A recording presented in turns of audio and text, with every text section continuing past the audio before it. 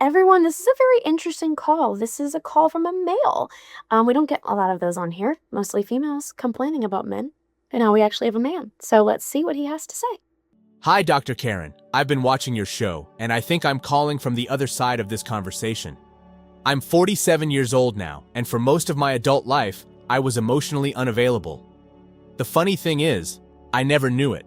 I thought I was independent. Looking back, I was basically a relationship tourist.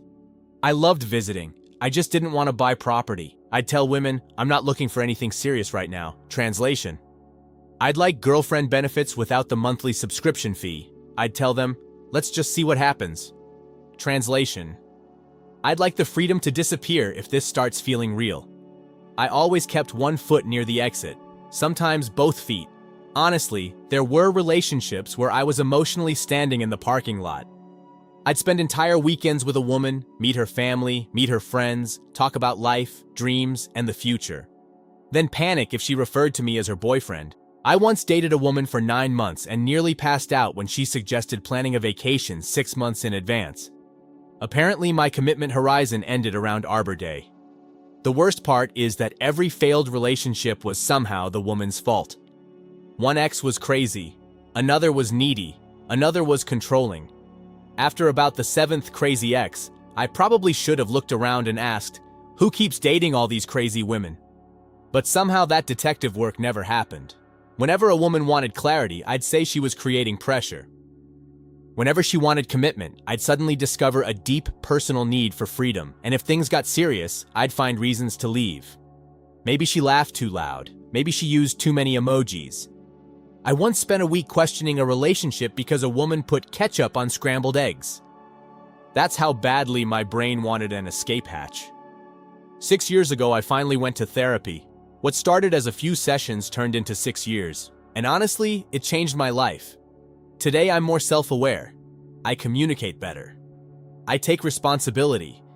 I can actually talk about feelings without feeling like I'm being interrogated by the FBI.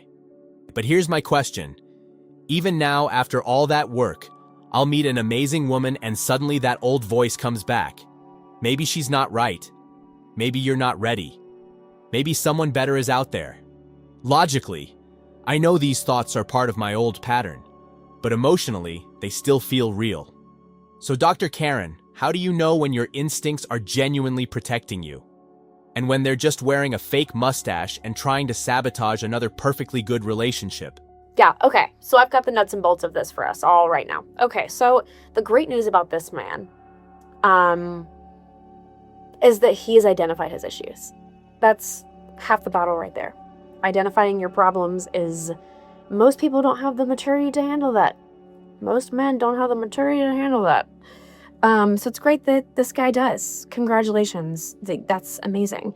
I would say that because you still feel the urge to run when things become serious, it's really great that you're asking yourself these really important questions and distinguishing, how old patterns can be self-sabotaging and how, I would say just my advice to you is to take things very slowly so that you are able to give yourself the time in between these moments to differentiate between an old habit and an actual red flag with someone that you're being with.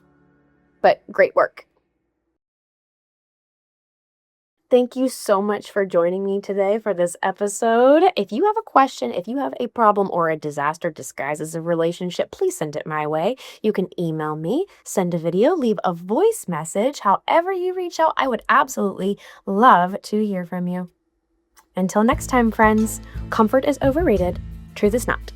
I am Dr. Karen. See you next time.